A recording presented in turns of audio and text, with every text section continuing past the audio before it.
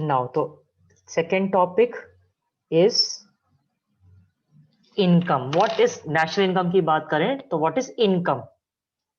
So income is of two types. Income is of two types. One is known as earned income. Another is known as unearned income. Now, what is the meaning of earned income and unearned income? क्या समझ में आता है earned income और unearned income? Earned income, unearned income. So that means, can I say earned income is bilateral? Bi means two ways. So bilateral income है.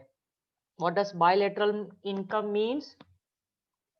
You are doing some economic activity, you are performing some economic activity, and in return for your services you are getting some income. So the factors of production are getting income by providing या by rendering their services in the production process. So factors of production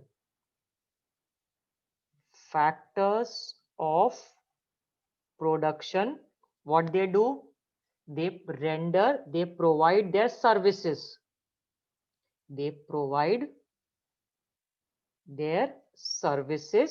and for their services in return they are getting some income which is known as production. Factors of production में आपके पास कौन कौन से factors of production है? Land, labor, capital and entrepreneurship. So what are the income? Using land, we provide rent to the land. Labor, we provide wages or salaries to labor. Capital is entitled for interest, and entrepreneur for taking risk in the business. Reward is in the form of profits. So what we can say is rent, wages, interest, profit. They are all known as earned income. So factors of production for their services, whatever services that they are providing in generation of GDP, they are entitled to get some rewards, monetary rewards. So monetary rewards can be in the form of rent, wages, interest, profit, which is known as earned income. और हमारे course में earned income is known as factor income. So very important word, factor income. So income that is accruing to the factors of production for their services rendered. So income that is accruing to the factors of production for their services rendered. And what it includes? Factor income includes rent, wages, interest and profit. Rent, wages, interest and profit. What is unearned income? जो पैसे तो आ रहे हैं but हमने उसे कमाए नहीं है, तो इसका मतलब it is also known as unilateral income. Unilateral income means one sided. Bilateral में क्या था? आपने काम किया, रिटर्न में आपको वेजेस मिले या सैलरी मिली. यूनिलैटरल इनकम मतलब आपने काम नहीं किया है but still you are getting income, like you can say pocket money. Example of unilateral income. Why pocket money is a unilateral income?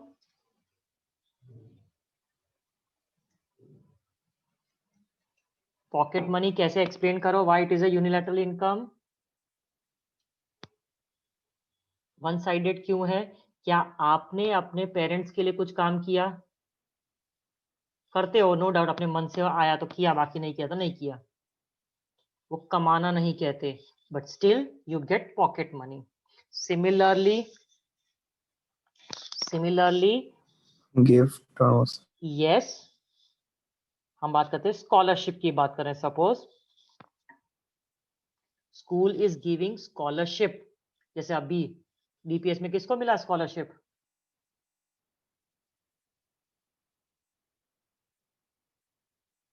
देखा फेसबुक पे, इवन स्कूल के भी आ गया पेज पे, तो school provided scholarship Prachi Jindal. Yes, Prachi Jindal को 1 लाख रुपए का स्कॉलरशिप स्कूल वालों ने, डीपीएस वालों ने दिया है। Why? Because of her meritorious performance. कितना परफॉर्मेंस है? Out of 500 she scored 499। out of 500 she scored 499. So for that extraordinary performance school is giving her scholarship. तो उसने कमाया नहीं है, स्कूल के लिए उसने कुछ नहीं किया है, but still she got scholarship. तो scholarship is an unearned income, also known as unilateral income. Similarly, old age pension, या अभी जैसे गवर्नमेंट दे रही है किसानों को 6000, farmers are getting 6000 every year from the government. तो वो गवर्नमेंट के लिए कुछ नहीं कर रहे हैं, but still government is giving all farmers guaranteed income of 6000 per annum. और जो अभी प्रस्ताव रखा गया है, we will increase to 10,000 also. जो अभी फार्मर का बिल की जो प्रॉब्लम चल रही है उसके अंदर दे हैव रिकमेंडेड कि ऐसा भी हो सकता है। So old age pension, now what is old age pension? A person who is living below poverty line, poor है, nobody is there to support him, so what government is giving? Government is providing pension to those people who have attain a particular age and they are living below poverty line. तो उन्होंने government के लिए कुछ नहीं किया है, but still they are entitled to get pension because they are poor and they have attained a certain age. Now again exam में पूछते हैं, pension, is pension a factor income या transfer income? unearned income, unilateral income, also known as, it is also known as transfer income. तो exam में क्या पूछते हैं? Exam में पूछते हैं, is pension a transfer income? So no, pension is not a transfer income. Now, what is the difference between a pension and old age pension? Pension का मतलब एक आदमी ने जॉब की है और उस कंपनी में जॉब करने के लिए बाद में रिटायरमेंट के बाद ही इज गेटिंग पेंशन। तो पेंशन क्यों मिल रही है? क्योंकि पहले जॉब में से, सैलरी में से पैसे काटे हैं, वो उस वक्त न दे के अब दे रहे हैं। बात तो एक ही है, काम किया इसके बदले में ही मिल रहा है ना, अभी मिल रहा है कि बाद में मिल रहा है? फ्यूचर में मिले, दैट इज डेफर्ड पेमेंट्स, तो कोई प्रॉब्लम नहीं है, बट काम किया है उसके बदले में ही the company is providing you pension. So pension and old age pension different है। Pension is a factor income while old age pension is a transfer income. ठीक, then very interesting part again, taxes that you pay to the government. So it is an income for the government. So again factor income है या transfer income है? Taxes transfer income, क्यों yes transfer income है, क्यों explain करो मतलब transfer government income कुछ क्यों है? कर नहीं रही हमारे, यस मतलब गवर्नमेंट सर्विस। मतलब हम गवर्नमेंट को हमने पैसा दिया and in return government is not directly exclusively giving services to us, to me. आप तो टैक्स भरा नहीं, आपने तो टैक्स भरा नहीं, तो आपको भी वही सर्विसेज मिल रही है जो मैं टैक्स भर रही हूं। घर में, आपके घर में पानी आता है, आपके घर में भी एएमसी कचरा उठा के जाती है, आपके घर में एएमसी के घर के बाहर इलेक्ट्रिसिटी का पोल है, रोड प्रोवाइड करती है, टूट गया और रोड तो फिर से कंस्ट्रक्शन करती है। वो किसके पैसों से करती है? मेरे पैसों से। इसका मतलब मैंने पैसे दिए टैक्सेस के फॉर्म में, so services I should get only, but that services is meant for all. That is why taxes again is a transfer income for the government. ठीक है। Now when you are suppose you are in search of a flat, मुझे rent पे एक flat चाहिए, so best way is to approach a broker. So broker ने मुझे 4-5 flats दिखाए and I selected one flat. So for giving that service I have to pay some brokerage charges to that broker. Is that a factor income or a transfer income?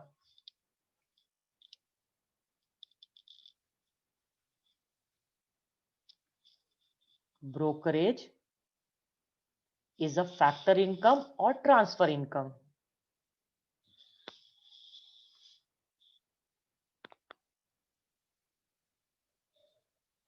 Is a factor income. Yes. So broker is giving his or her service, and that is why we are giving him brokerage charges. So brokerage is a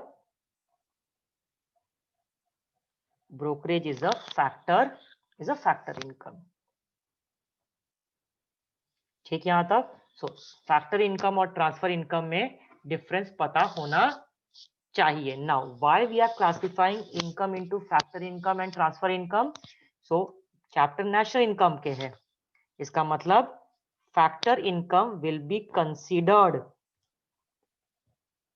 while calculating national income, while transfer income which is unearned, hence it will not be considered while calculating national income. तो national income calculate करने में आप transfer income include नहीं करते हो। ठीक है, जैसे अभी केबीसी आपने खेला और सडनली आपने 1 करोड़ रुपए जीते, ठीक है, लॉटरी लगी आपको। Such things are known as, it is known as windfall gains कहते हैं इसे। क्या कहते हैं इसे? Windfall gains. सडनली सट्टे मार्केट में, सट्टे में कुछ भी पैसे मिल गए आपको, windfall gains. Again windfall gains is a transfer income, it is not an earned income. ठीक है, एक और अच्छा वर्ड यूज किया था हमने, ये इकोनॉमिक्स के हर बच्चे को पता होना चाहिए, remittances from abroad. Now what is the meaning of remittances from abroad? Remittances from abroad का मतलब क्या?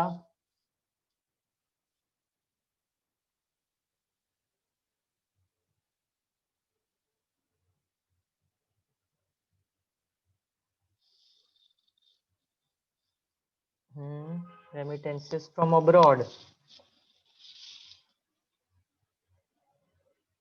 मेरा भाई कनाडा में जॉब करता है, उसकी फैमिली यहाँ पे है, and to support his family he is sending some part of his income to his family in India.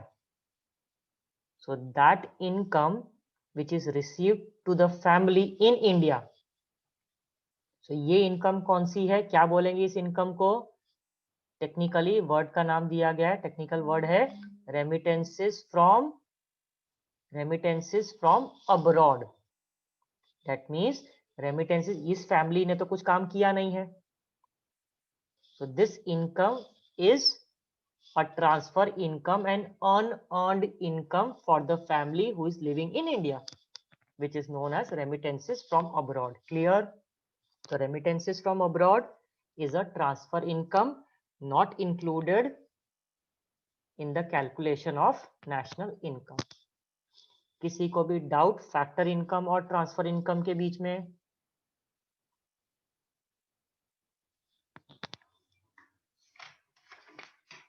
Factor income transfer income के बीच में नहीं. एक और एग्जांपल बात करेंगे हम. National debt interest. National debt interest का मतलब क्या? नेशनल मतलब गवर्नमेंट, डेट मतलब लोन, एंड लोन चुका रहा है government. So government is giving interest to the people, to the public. तो गवर्नमेंट ने कभी ना कभी लोन ली होगी पब्लिक से और उस पे इंटरेस्ट, जैसे बोरोइंग्स कैसे करता है? Open market operation. तो central bank on behalf of government sales government securities, तो उसके सामने उसे इंटरेस्ट पे करना पड़ेगा. That is national debt interest. अब ये इंटरेस्ट सामने वालों ने कुछ दिया, लोन दिया, उसके सामने मिला है. But what we are assuming, government is taking loan not for, it is not for any productive activity, not done for any, taken for any productive activity. Hence national debt interest is a transfer income. While calculating national income, it should not be considered. ये productive activity के लिए नहीं है, क्योंकि government ने उस loan से कोई फैक्ट्री डाली नहीं होगी, कोई इनकम जनरेटिंग सोर्स नहीं है उसका, इसीलिए it is considered as transfer income, not included. Doubt यहां तक किसी को भी? Earned income, earned factor transfer? नहीं. नेक्स्ट टॉपिक इज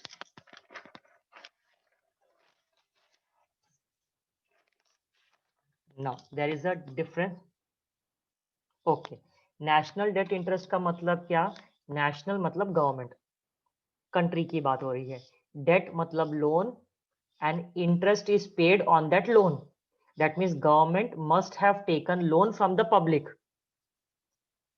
और गवर्नमेंट उसके बदले में गवर्नमेंट सामने इंटरेस्ट पे कर रहा है. So why that interest is public की तो इनकम हुई, but that is not a factor income, but that is a transfer income. क्यों? क्योंकि गवर्नमेंट ने ये इंटरेस्ट जो पे कर रहा है, उससे जो लोन ली है, वो लोन प्रोडक्टिव एक्टिविटी के लिए नहीं है. प्रोडक्टिव एक्टिविटी मतलब गवर्नमेंट ने फैक्ट्री शुरू की होती और उसमें आदमी को काम भी रखा था, वहां से इनकम जनरेट हो रही है. तो लोन, जैसे Myntra is suppose taking loan from bank, so Myntra is a producer. So producer taking loan, that is why definitely it is for productive activity. But अगर मैं पर्सनल लूं अपने घर बनाने के लिए, तो loan, that is not a productive activity. तो वो लोन का interest not productive activity, not calculated, used in calculation of national income. So only interest, वो भी हम पढ़ेंगे, only interest which is accrued for productive activity will be considered while calculating national income. ठीक बेटा?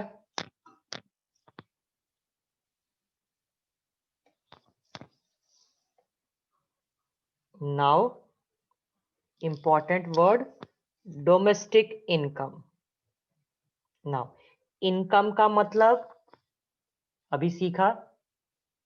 Income, जब भी word आए income, over here we talk about only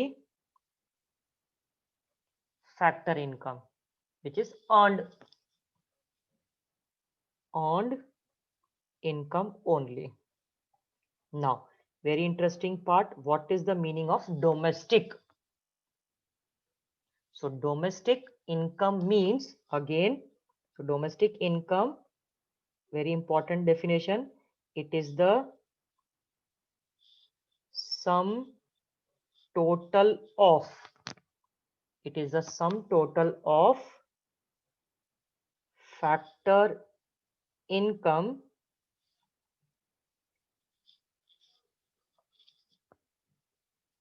generated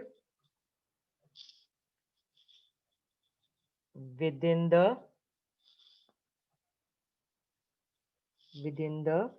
domestic territory of a country during an accounting year.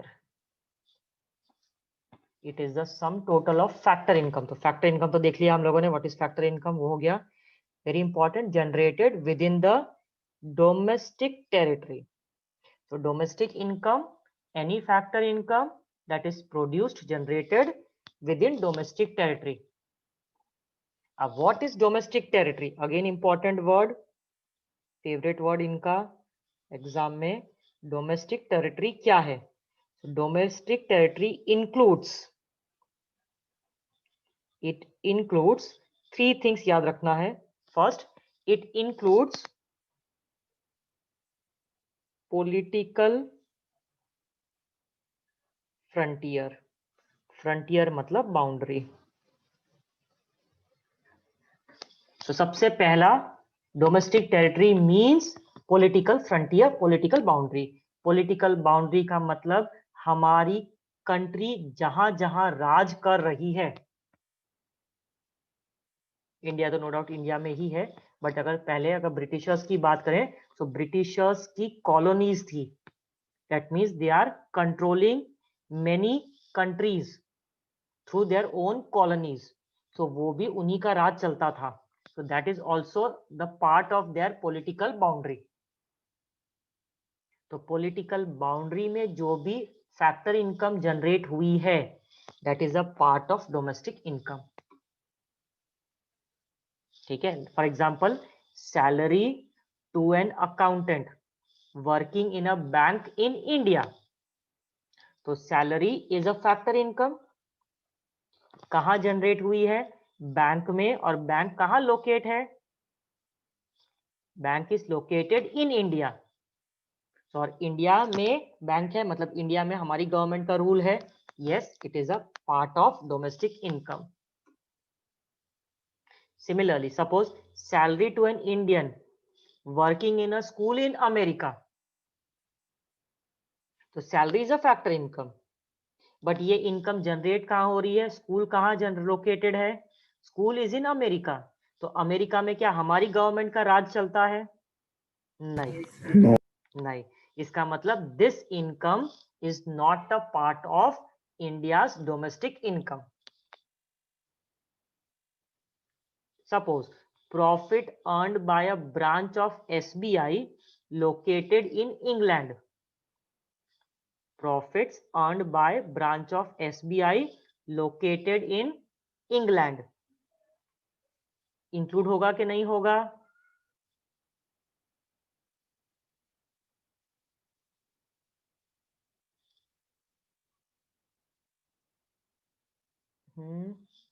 Profits earned by branch of SBI located in England. Included, not included? Included. Not included. क्यों नहीं include होगा?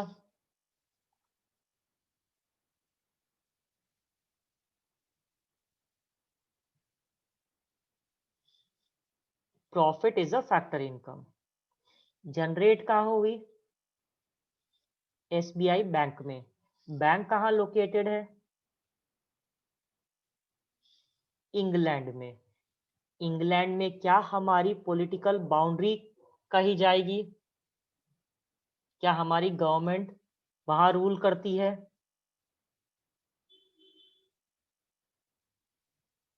नहीं. So this is a factor income, but is not part of domestic income of India. Clear, समझ में आ रहा है यहां तक? गलती नहीं करोगे, कंसेप्ट क्लियर हुआ?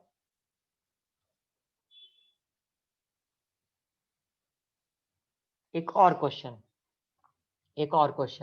सपोज मेरी प्रॉपर्टी अमेरिका में है, सो लेकिन तुम लोगों के लिए मैं यहाँ पे हूँ, प्रॉपर्टी वहां पे मैंने रेंट पे दे दी है. So rent received by an Indian from his property in America. Rent received by an Indian from his property in America. Rent received by an Indian from his property in America. Not included. Not included. Again अब concept clear हुआ, क्योंकि income no doubt Indian को मिल रही है, but property कहाँ पे है? America में. तो अमेरिकन के डोमेस्टिक बाउंड्री में, हमारी बाउंड्री में नहीं, कि हमारा राज नहीं चलता वहां पे. ठीक है, तो पॉलिटिकल बाउंड्री मींस हमारी गवर्नमेंट जहां पे रूलिंग पे है, रूल करती है. ठीक है, domestic territory also includes, second thing, it also includes moving vessels. Moving vessels का मतलब जो एक कंट्री से दूसरे कंट्री में घूमते हैं, वेसल्स. तो एयरक्राफ्ट घूमते हैं, शिप्स घूमते हैं, एक्सेट्रा. एयरक्राफ्ट का काम क्या है? एयर इंडिया की फ्लाइट यहां से उड़ेगी, दूसरे कंट्री में जाएगी. किंगफिशर की फ्लाइट दूसरे कंट्री से उड़ेगी, इंडिया में आएगी. ब्रिटिश एयरवेज की यहाँ वहां से उड़ेगी, इधर आएगी. शिप्स, अदानी के शिप्स यहां से कार्गो उठाएंगे, यूएस में डिलीवर करेंगे. यूएस का कोई कार्गो वहां से उठेगा, घूमते घूमते इंडिया में डिलीवर करेगा goods. What it means is, definitely moving vessels एक कंट्री के पॉलिटिकल बाउंड्री से निकल के दूसरे कंट्री के पॉलिटिकल बाउंड्री में घुसेंगे. अगर मुझे शिप में से गुड्स डिलीवर करना है तो मुझे अपने बाउंड्री से निकल के अमेरिका की बाउंड्री में एंटर होना पड़ेगा. तो ये इनकम कहाँ जनरेट हुई है? अमेरिका की बाउंड्री में, इंडिया की बाउंड्री में. तो हमें क्या देखना है? ओनरशिप किसका है. अगर वो अदानी का शिप है तो वो अदानी की डोमेस्टिक इनकम में आएगा. अगर यूएस का शिप है तो यूएस की डोमेस्टिक इनकम में आएगा. So domestic territory is a bigger term. It includes political boundary. It also includes moving vessels, you can say, of Indian origin. And third, again very interesting, very important, third is embassies located abroad. Embassies located abroad. Now embassies का काम क्या है? To give visas. ठीक है, कोई भी abroad गया हो तो कहां से वीजा लिया है? अपना एक्सपीरियंस शेयर करो. कौन कहां कहां गया था और कहां कहां सिक्का मराया है अपने उस पे, पासपोर्ट पे? यूएस के जाना हो तो यूएस का सिक्का मारना पड़ेगा, तो यूएस की एम्बेसी में जाना पड़ेगा आपको. क्या किसी को ऊटी घूमने जाना हो तो क्या अपना पासपोर्ट लेके कहीं गया है आप? अहमदाबाद की पासपोर्ट ऑफिस में जाकर मुझे सिक्का मार के दो, मुझे ऊटी घूमने जाना है? नहीं. इसका मतलब क्या हुआ? इसका क्लियरली मतलब embassies are giving visas. Visa में किसके लिए चाहिए? दूसरे कंट्री के लिए. तो जिस कंट्री में जाना है हमें, उस कंट्री की embassy will be located in India. और हमें इंडिया में मूव करने के लिए हमें वीजा की जरूरत नहीं है। So definitely Indian embassy definitely will not be located in India. Indian embassy will not be located in India. इसका सीधा मतलब है कि हमारी पूरी दुनिया की जितनी भी एम्बेसीज हैं वो सारी इंडिया में हो सकती हैं, लेकिन इंडियन एम्बेसी पूरे वर्ल्ड में हो सकती है एक्सेप्ट इन इंडिया। ये क्लियर वर्ड? इंडियन एम्बेसी पूरी कंट्री, दूसरे वर्ल्ड की कोई भी कंट्री में होंगी accept in India. Similarly India में बाकी सारी कंट्री की एम्बेसीज होंगी, सिर्फ इंडियन एम्बेसी नहीं होगी। तो हमने क्या देखा, क्या देख रहे हैं? Domestic territory includes embassies located abroad. तो हमारी एम्बेसी जो लोकेटेड अब्रॉड है, तो Indian embassy located abroad is a part of domestic territory of India. तो इंडिया, क्योंकि इंडिया एम्बेसी का काम ही है वीजा देने का, और इंडिया में हमें वीजा की जरूरत नहीं है, तो इंडिया एम्बेसी कहाँ पे लोकेटेड होगी? इंडिया के सिवाय हर जगह पे इंडियन एम्बेसी होगी। तो इंडियन एम्बेसी हर कोई भी कंट्री में हो, but that is a part of domestic territory of India, और उसमें जो भी इनकम जनरेट होगी that is domestic income of India. Very interesting part. अगर मैं सपोज समझाऊं आपको ऐसा, salary to an American working in Indian embassy in America. तो सैलरी सबसे पहले चेक करो, इट इज अ सैलरी। तो salary is a factor income. आगे जाएंगे, फैक्टर इनकम होगा तो ही हम नेशनल इनकम या डोमेस्टिक इनकम में आएगा। Factor income only will be considered. फिर हमने चेक किया डोमेस्टिक इनकम डोमेस्टिक टेरिटरी में जनरेट होनी चाहिए। अब ये इनकम कहाँ जनरेट हो रही है? Indian embassy in US. तो एम्बेसी इज लोकेटेड अब्रॉड, किसकी? हमारी एम्बेसी है, Indian embassy. That means it is a part of domestic territory of India, hence it is a part of domestic income of India. पर salary तो American को मिली ना। कोई बात नहीं, हमने क्या बोला है? फैक्टर इनकम जनरेट कहां हो रहा है, अक्रूइंग की बात नहीं हो रही, किसको मिल रही है वो बात नहीं कर रहे हम लोग। Domestic income means a factor income generate in India में होनी चाहिए, मतलब वो प्रोडक्टिव एक्टिविटी इंडिया में होनी चाहिए थी। तो यहां पे इंडियन अमेरिकन दे रहा है, कोई बात नहीं, but this is a service. Productive activity generate कहां हुई है? This a productive activity generated Indian embassy में, and Indian embassy is a part of domestic territory of India. Clear सबको? Domestic income. तो सिमिलरली मैंने एग्जांपल दिया आपको, सपोज एक salary to an Indian working in American embassy in India, salary to an Indian working in American embassy in India, included? Not included? Not included. Why not included? American embassy domestic territory नहीं है ना। Yes, तो American embassy is not a part of domestic territory of India. It is a factor income which is not generated within the domestic territory of India. तो इसका मतलब वो domestic income में नहीं आएगा। So it is actually factor income to abroad है actually, वो भी हम बात करेंगे। It is FIFA, factor income from abroad, sorry to abroad है ये, इसलिए नहीं आएगा। टू को माइनस करते हैं, फ्रॉम को ऐड करते हैं, वो भी हम देखेंगे।